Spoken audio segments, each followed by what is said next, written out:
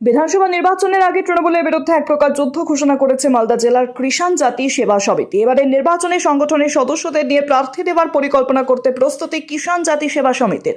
মালদার মানিকচকের রাধুটলা এলাকার মালদা জেলার কৃষাণ জাতি সমিতির কোর কমিটির বৈঠক আয়োজিত হলো। জেলার সমস্ত ব্লকের দায়িত্বপ্রাপ্ত নেতৃত্বদের উপস্থিতিতে এই বৈঠক করা হয়। উপস্থিত ছিলেন সংগঠনের জেলা সম্পাদক আশিস মণ্ডল ছাড়াও বিভিন্ন ব্লক কমিটির দায়িত্বপ্রাপ্ত নেতৃত্বরা।